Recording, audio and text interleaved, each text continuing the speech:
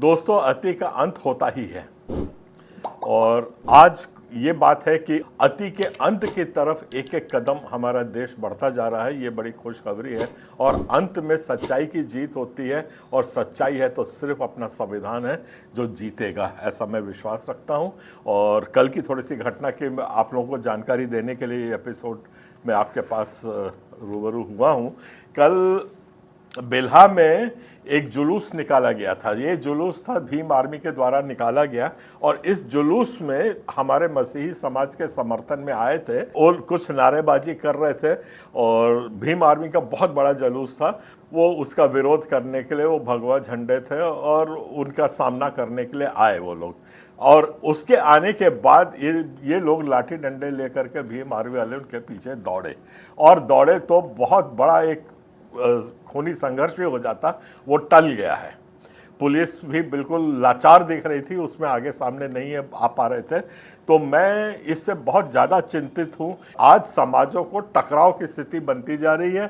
मैं सरकार को और सबको चेता रहा हूँ पर कोई सुनने वाला है नहीं, सब अपनी गहरी निद्रा में पड़े हुए हैं। मैं अपने ईसाई समाज को ये बताना चाहता हूँ, आप बिल्कुल मत डरिए। आपके साथ अब सब ताकत शक्तियाँ हैं जो आपका सही समर्थन देंगी। आप भी खड़े होइए, आप भी हिम्मत रखना सीखिए, आप भी संगठित होइए। संविधान में बहुत ताकत है, हमको अपने संवैधानिक काम पे ही काम करना है। ये जो हमले हो रहे हैं ये इसलिए हो रहे हैं क्योंकि संविधान का अनुपालन नहीं किया जा रहा है सरकार के द्वारा। सबसे पहली बात है, कोई भी हमारे चर्च में घुस जाता है और बोलता है धर्मांतरण हो रहा है। इनको पहली बात तो कोई अधिकार नहीं है घुसने का, घुस रहे हैं। उनको धर्मांतरण क्या होता है, उनको अपना धर्म ही नहीं मालूम, तो हमारा धर्म तो छोड़ दीजिए। फिर धर्मांतरण क्या होता है, उतने कानूनविद होते ना तो ये सड़कों पे घूमते नजर नहीं आते।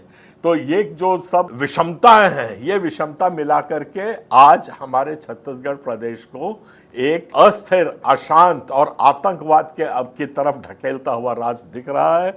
और अपने अधिकारों के लिए मुस्तैदी से खड़े होइए, डरने की कोई ज़रूरत नहीं है। और दूसरी मैं खुशखबरी आपको ये देना चाहता हूँ, एक बार मैं दे चुका हूँ कि आज जो न्यायालय है हमारी बातें लगातार सुनता आ रहा है। इसके लिए मुझे विश्वास बढ़ गया है कि आज हमारे देश में संविधान की बात मानी जाती है। ये घटना है कांकेर में, आपने देखा होगा कि वहाँ पे एक नीला बोर्ड लगा के बोल दिया था पादरी लोग अंदर नहीं आएंगे।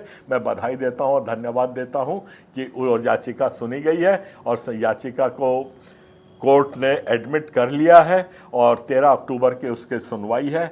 वहीं पे एक याचिका और लगी है और उस याचिका में कोई दूसरे बातें उठाई गई हैं, अधिकारों की बातें उठाई गई हैं। और दूसरी याचिका को भी माननीय उच्च न्यायालय बिलासपुर ने सुनने की अपनी सहमति दी है।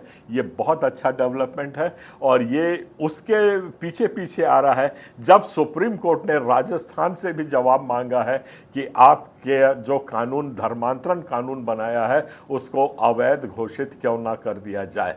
इसके बहुत दूरगामी परिणाम होंगे।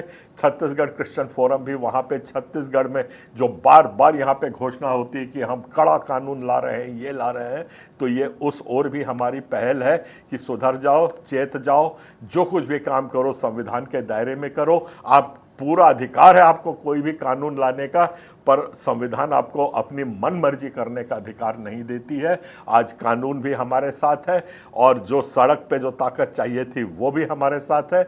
आप लोग बिल्कुल भी मत डरिए, संविधान के रक्षक बनिए और अपने दम खम से खड़े होइए। ये दुर्ग में जितने चिल्ला रहे हैं, गुर्रा रहे हैं, अब उनको समझ आएगी कि संविधान की शक्ति क्या है और सड़क की शक्ति क्या है।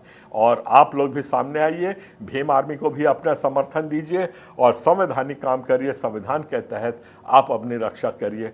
इतना ही मुझे आप लोगों को बोलना है। सबको जय जोहार, जय छत्तीसगढ़ और बहुत धन्यवाद।